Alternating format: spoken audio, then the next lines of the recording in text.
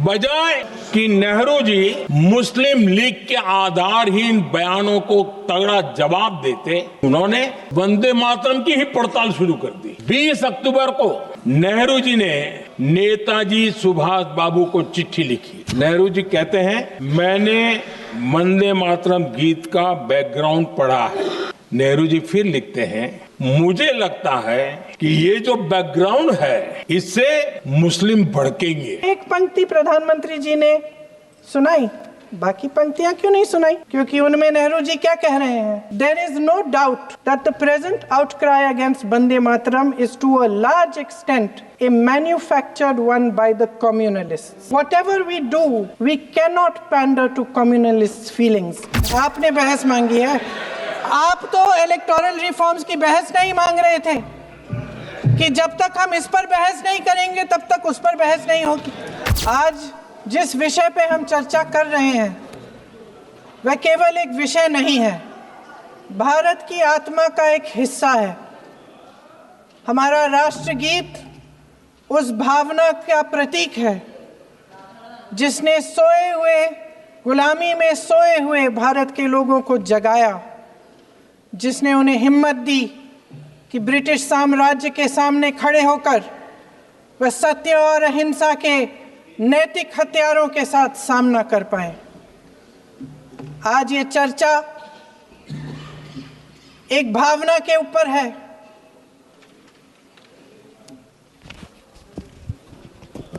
और जब हम वंदे मातरम का नाम लेते हैं तो वही भावना हमारे दिल में उजागर होती है। जब हम वंदे मातरम का नाम लेते हैं तो हमें उस पूरे इतिहास की याद आती है जो स्वतंत्रता संग्राम का इतिहास था, उसकी पीड़ा, उसका संघर्ष, उसका साहस, उसकी नैतिकता, उसका जो बल था कि ब्रिटिश साम्राज्य उसके सामने झुका। अध्यक्ष महोदय, वंदे मातरम उस आधुनिक राष्ट्रवाद की अभिव्यक्ति है जिसने भारत के लोगों को एक राजनीतिक और नैतिक आकांक्षा से जोड़ा, जिसने भारत के लोगों को एक साझा नियति के उत्तराधिकारी, एक साझा भविष्य के निर्माता के रूप में देखा। लेकिन आज की ये बहस मुझे कुछ अजीब सी लग रही है। जैसे मैंने कहा, ये गीत देश की आत्मा का हिस्सा बन चुका है। 150 सालों से देशवासियों के दिलों में ये गीत बस चुका है। 75 सालों से हमारा देश आज़ाद है। तो फिर आज इस बहस की क्या आवश्यकता है?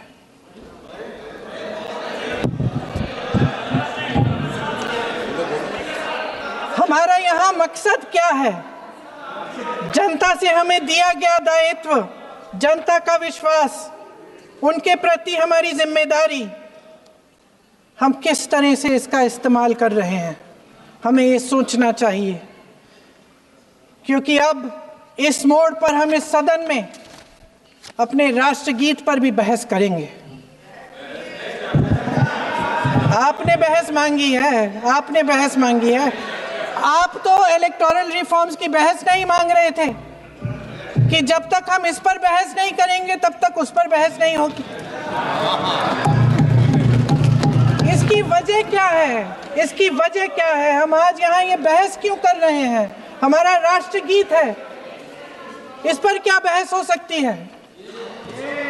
हम ये बहस यहाँ आज 2 वजहों से कर रहे हैं। पहला कि बंगाल का चुनाव आ रहा है, हमारे प्रधानमंत्री अपनी भूमिका निभाना चाहते हैं उसमें। और दूसरी वजह ये है, ये मकसद है, पुरानी मकसद इनकी, अध्यक्ष महोदय, कि जिन्होंने स्वतंत्रता की लड़ाई लड़ी, जिन्होंने देश के लिए बड़ी बड़ी कुर्बानियां दी, उन पर सरकार नए आरोप लादने का मौका चाहती है। देश का ध्यान फिर से जनता के ज्वलंत मुद्दों से भटकाना चाहती है। यही एक मकसद है आपका।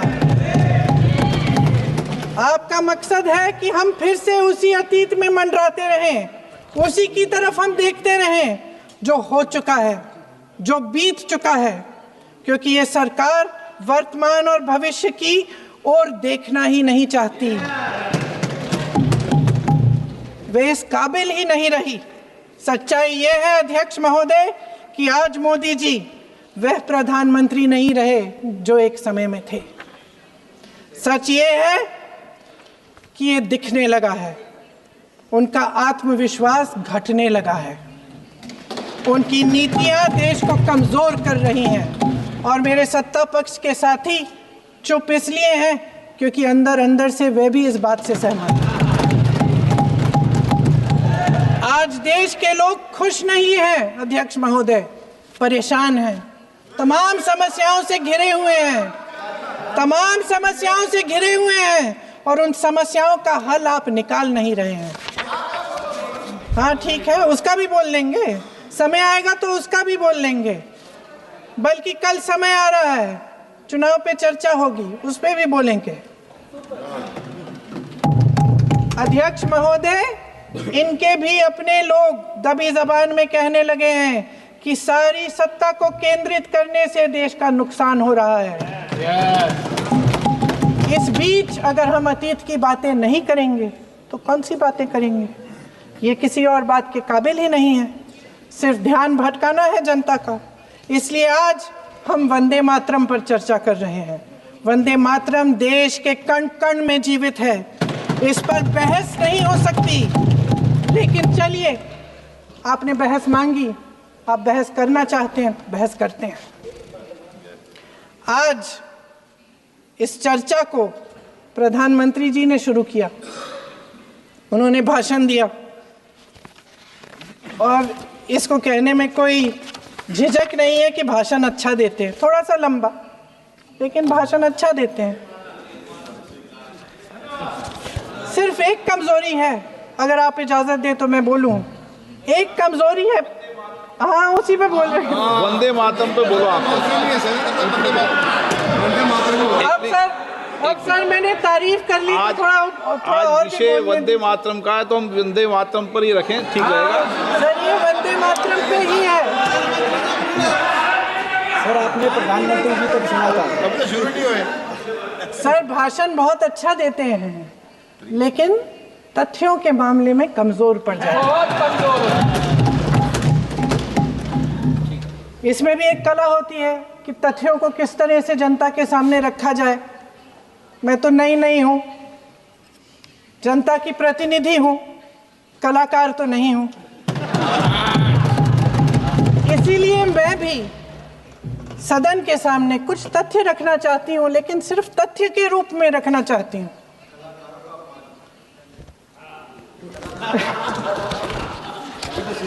मैं उदाहरण दूं, उदाहरण दे देती हूँ। सर मांग रहे हैं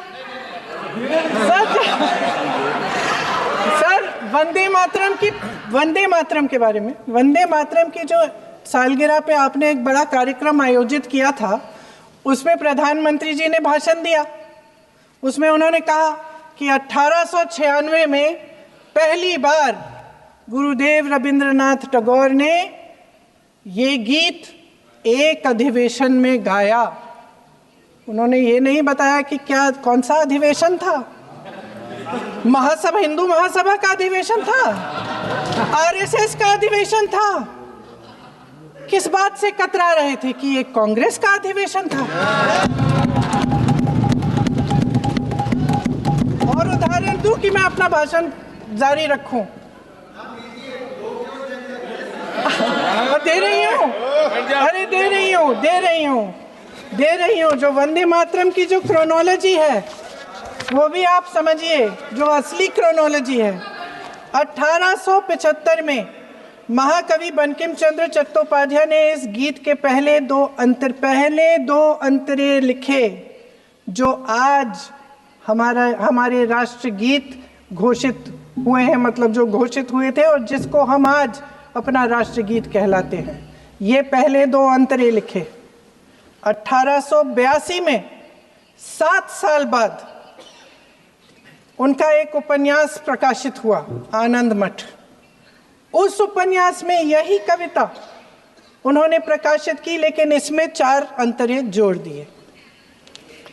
1896 में कांग्रेस के अधिवेशन में गुरुदेव रविंद्रनाथ टैगोर ने पहली बार ये गीत गाया। 1905 में बंगाल के विभाजन के खिलाफ आंदोलन के समय वंदे मातरम जनता की एकता की गुहार बनकर गली गली से उठा। गुरुदेव रविंद्रनाथ टैगोर जैसे महान स्वतंत्रता सेनानी इस गीत को खुद गाते हुए बंगाल की सड़कों पर उतरे। विद्यार्थियों से लेकर किसानों तक, व्यापारियों से लेकर वकीलों तक, हर कोई ये गीत गाने लगा। इस गीत की शक्ति को समझिए। ब्रिटिश साम्राज्य इसको सुनकर कांपता था और हमारे देशवासी इसको सुनकर वह मन बनाते थे, वह हिम्मत बनाते थे कि इस भयंकर साम्राज्य के खिलाफ सत्य और अहिंसा के नैतिक हथियारों को लेकर शहीद होने की तैयारी करते थे। ये गीत मातृभूमि के लिए मर मिटने की भावना को जगाता है। इस गीत की शक्ति ये है, इस गीत का हमारे देश से जुड़ाव ये है। लेकिन 1930 के दशक में हमारे देश में जब सांप्रदायिक राजनीति उभरी, तब ये गीत विवादित होने लगा। 1937 में, अब ये मैं दूसरा उदाहरण देने वाली हूँ क्योंकि प्रधानमंत्री जी ने अपने भाषण में इसका उल्लेख किया और गलत किया, इसीलिए मैं इसके जो सच्चे जो तथ्य हैं वो आपके सामने रख रही हूँ। 1937 में नेताजी सुभाष चंद्र बोस कांग्रेस का अधिवेशन कलकत्ता में होने जा रहा था, उसका आयोजन कर रहे थे। तो जो मोदी जी ने पत्र सुनाया सदन में 20 अक्टूबर का और कहा कि जवाहरलाल नेहरू जी ने नेताजी को ये चिट्ठी लिखी और ये कहा कि इस पर चर्चा होनी चाहिए, उससे पहले 3 दिन पहले नेताजी सुभाष चंद्र बोस ने पंडित जवाहरलाल नेहरू को एक चिट्ठी लिखी थी जिसका जिक्र आपके प्रधानमंत्री ने नहीं किया। और इस चिट्ठी में सुन लीजिएगा,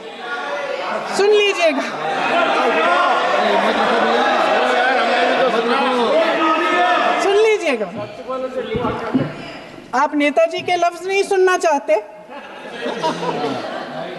बंगाल का चुनाव आ रहा है।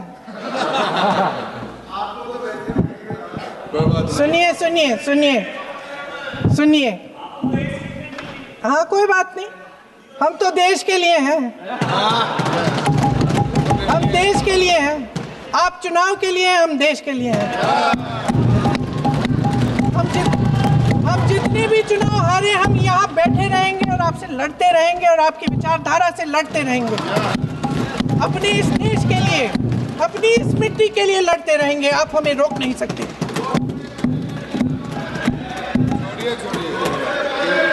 सुन लीजिए सुभाष चंद्र बोस जी ने क्या कहा, सुन लीजिए। My dear Jawahar, reference Vande Mataram. We shall have a talk in Calcutta and also discuss the question in the working committee if you bring it up there. I have written to Dr. Tagore to discuss this matter with you when you visit Santi Niketan. Please do not forget to have a talk with him when you visit Santi Niketan. ये 17 अक्टूबर को लिखी जाती है। 10 अक्टूबर को नेहरू जी इसका जवाब देते हैं और और 20 अक्टूबर को, हाँ ठीक है, 20 अक्टूबर को नेहरू जी इसका जवाब देते हैं।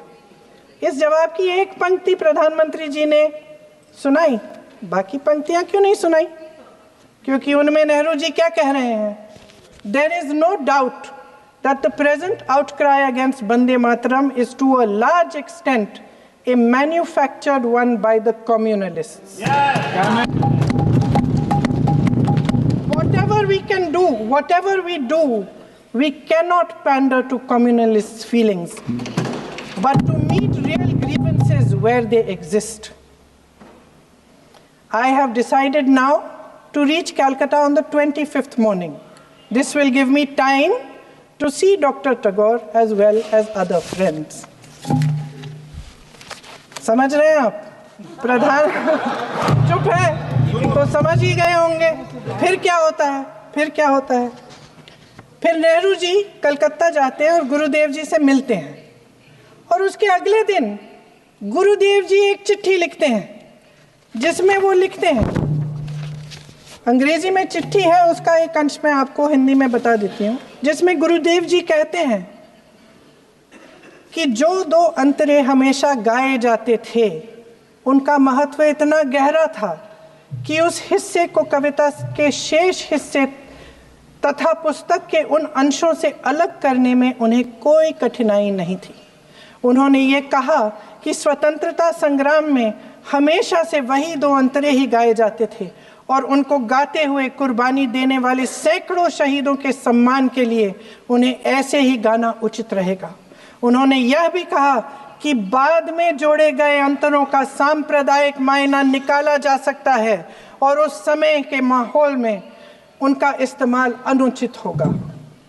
इसके बाद 28 अक्टूबर 1937 में कांग्रेस की कार्य समिति ने अपने प्रस्ताव में वंदे मातरम को राष्ट्रगीत घोषित किया।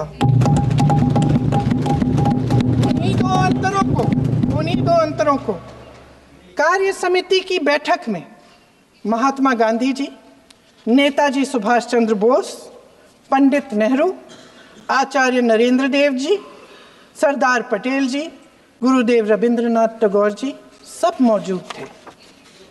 इस प्रस्ताव के ये सभी महापुरुष इस प्रस्ताव से सहमत थे। आगे क्या होता है ये भी सुना लूं।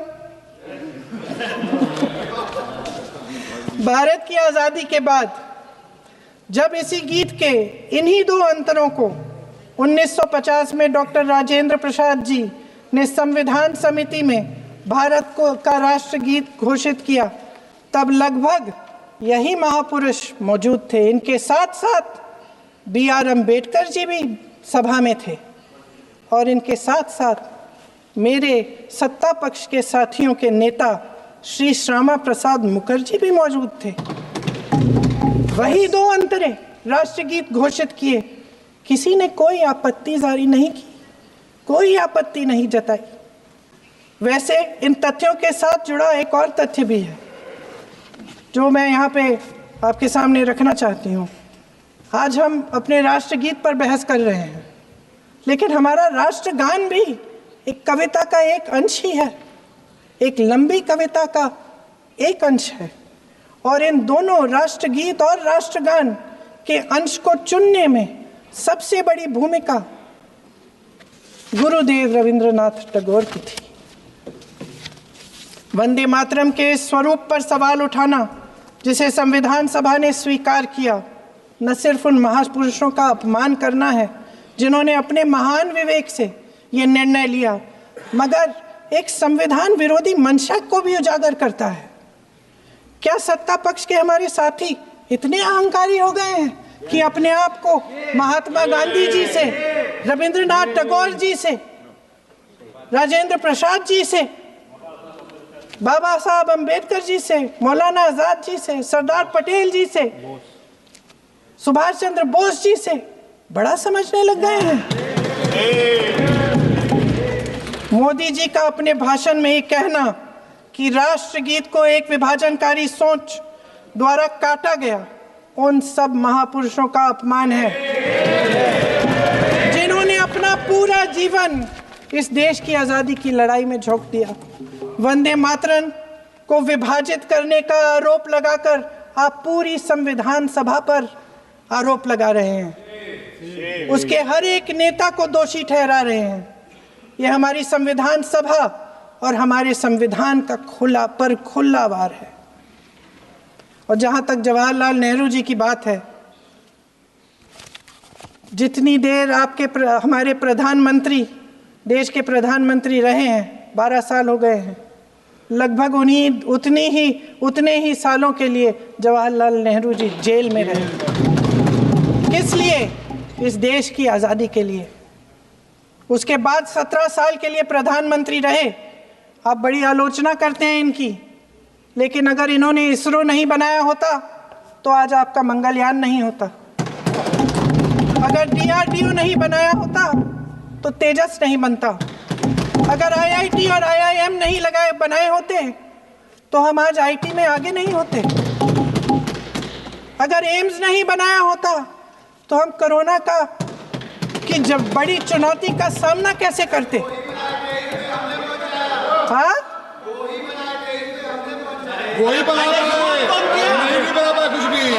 इसका मतलब है इस मुद्दे का जवाब नहीं है आपके पास। अगर इन्होंने BHEL, गेल, सेल, भाखड़ा नंगल ये सब नहीं बनाया होता जो आप सब बेच रहे हैं, तो ये विकसित भारत कैसे बनता? और मत कहिए बाकी। पंडित जवाहरलाल नेहरू इस देश के लिए जिए, सुन लीजिए, बाकी भी बेच देंगे जी। पंडित जवाहरलाल नेहरू इस देश के लिए जिए और देश की सेवा करते करते उन्होंने दम तोड़ा। फिर भी सुन लीजिए, मेरी एक सलाह ले लीजिए। सर, मैं आपके माध्यम से सलाह दे रहे हैं, अब छोड़ना नहीं। सर, मैं आपके माध्यम से एक सलाह दे देती हूँ। हमारे प्रधानमंत्री महोदय 12 सालों से इस सदन में हैं, मैं मात्र 12 महीनों से हूँ। फिर भी छोटी सी सलाह है। उन्होंने अभी हाल ही में चुनाव था, कुछ महीनों पहले उन्होंने एक सूची निकाली थी कि विपक्षी दलों ने और विपक्ष के नेताओं ने कितने अपमान किए हैं इनके, और उसमें शायद 90-99 ऐसे उन्होंने अपमानों की सूची बनाई थी। तो मैं उनको एक छोटी सलाह देना चाहती हूँ कि नेहरू जी से जितनी भी शिकायतें हैं, जितनी भी गलतियाँ उन्होंने की आपके जहन में, जितनी भी गालियाँ देनी है, जितना भी अपमान करना है, उसकी भी एक सूची बना दीजिए। नहीं, बात खत्म नहीं है। 999 अपमान, 9,999 अपमान, सूची बना दीजिए और फिर हम एक समय निर्धारित करते हैं। जैसे हमने 10 घंटे आज वंदे मातरम पर हमने बहस किया है ना, उस तरह से हम अध्यक्ष महोदय जी से पूछेंगे, एक समय निर्धारित करेंगे, 10 घंटे, 20 घंटे, 40 घंटे, जितने घंटों में आपकी ये शिकायत पूरी हो जाए, माननीय सदस्य आप शांत हो जाए और हम बहस कर लेंगे। लेकिन इस सदन का कीमती समय, जिसके लिए हमें यहाँ पे जनता ने भेजा है, जैसे हमें जनता की समस्याओं को हल करने के लिए चर्चा करनी चाहिए, इस्तेमाल करना चाहिए, उसको AC के लिए इस्तेमाल करिए। उसके बाद जैसे अंग्रेजी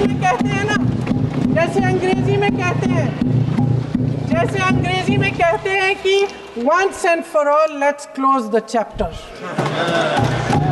क्लोज कर लीजिए।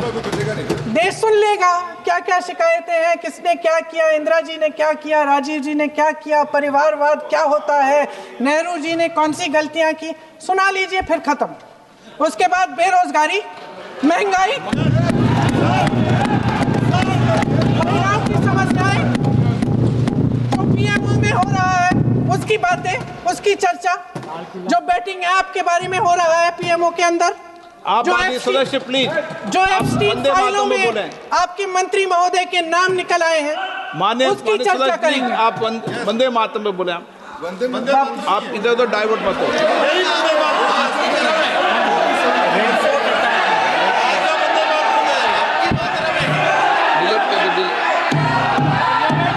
क्या हो गया? आप 1 मिनट, हाँ कर दो।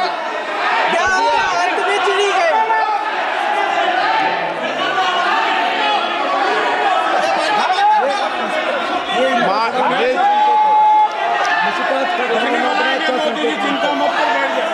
बहुत बढ़िया। माननीय आगे सदस्य, 1 मिनट, माननीय सदस्य, आगे बढ़ो आप महोदय, आगे वंदे बढ़ो। मातरम पर सार्थक चर्चा करें। ठीक सर, इधर उधर सर, बात डाइवर्ट मत यही हो। थी सर, संक्षिप्त में बात यही थी कोई डाइवर्ट नहीं कि होना हम चाहिए अतीत अपन में को। बातें करते रहते हैं। माननीय सदस्य नहीं, आप बिना तथ्यों के कोई बात नहीं करें। आप वंदे मातरम में बोले उचित रहेगा।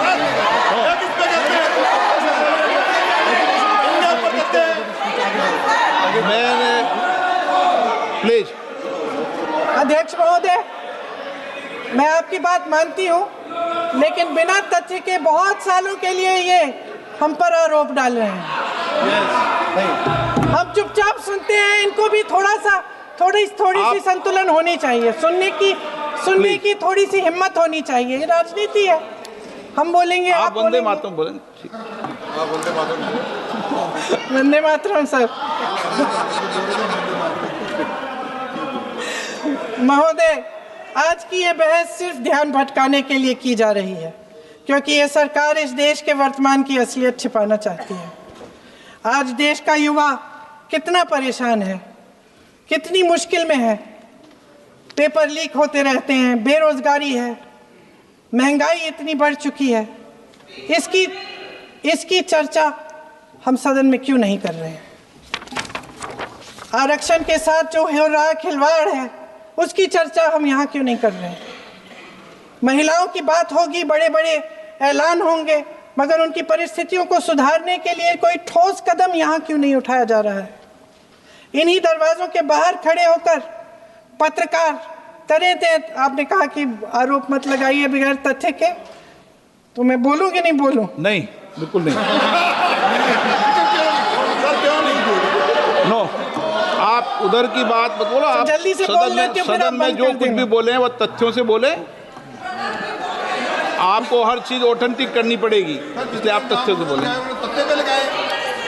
अच्छा सर, बड़े बड़े शहरों में प्रदूषण है, लेकिन हम इस सदन में बैठकर सिर्फ छोटी छोटी बातें करेंगे। जी, जो अतीत की बातें हैं ना, जो बार बार आप चाहते हैं कि हम पीछे देखें, लेकिन हम आगे भविष्य की बात, वर्तमान की बात, जो असली समस्याएं हैं उनकी बात न करें, ये छोटी बात होती है। आप में हिम्मत है तो भविष्य की बात करिए, हिम्मत है तो बात करिए कि बेरोजगारी क्यों है, कि पेपर लीक क्यों होते हैं। बना के आए हो। आप चेयर को एड्रेस करें। आपको अच्छा, खत्म कर लेती हूँ, चेयर के एड्रेस करो आप। अध्यक्ष महोदय जी, सच्चाई ये है कि इनका शासन दमन का शासन है। इनकी राजनीति दिखावे की राजनीति है, इवेंट मैनेजमेंट की राजनीति है, चुनाव से चुनाव तक राजनीति है, तरह तरह के ध्यान भटकाने वाले मुद्दों की राजनीति है।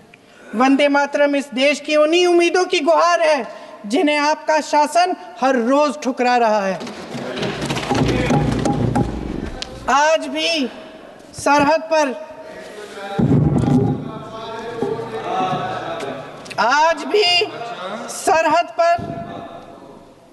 पर जवान जब दुश्मन का सामना करता है तो उसकी छाती में वंदे मातरम गूंजता है।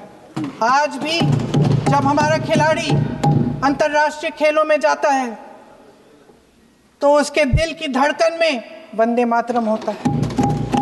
आज भी इस देश के करोड़ों देशवासी जब अपने राष्ट्र ध्वज को फहराते हुए देखते हैं तो उनकी जबान पर वंदे मातरम, वंदे मातरम, वंदे मातरम आता है। कांग्रेस के हर एक अधिवेशन में 1905 से लेकर आज तक सामूहिक तौर पर वंदे मातरम गाया जाता है। आपके अधिवेशनों में गाया जाता है कि नहीं, ये बताइए। अपने देश की आत्मा के इस महामंत्र को विवादित करके आप एक बहुत बड़ा पाप कर रहे हैं। इस पाप में कांग्रेस पार्टी शामिल नहीं होगी। ये राष्ट्रगीत वंदे मातरम हमेशा से हमें प्यारा है, हमेशा से हमारे लिए पवित्र रहा है और हमेशा के लिए हमारे लिए पवित्र रहेगा। धन्यवाद।